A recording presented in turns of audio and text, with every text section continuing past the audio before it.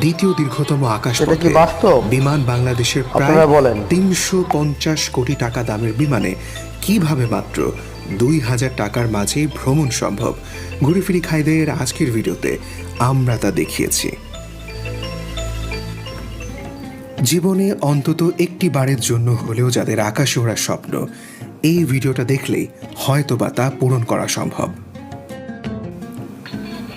শুধুমাত্র ২,০০০ টাকার মাঝে বিমান ভ্রমণ নয়, একেবারে ফ্রিতে বিমান বাংলাদেশের নিজস্ব বাসে করে এক জেলা থেকে অন্য জেলায় প্রায় ৫০ কিলোমিটার পথ কিভাবে আমরা ভ্রমণ করে এয়ারপোর্টে এসেছি বা আপনারাও ভ্রমণ করতে পারবেন তা এই ভিডিওতে দেখানো হয়েছে।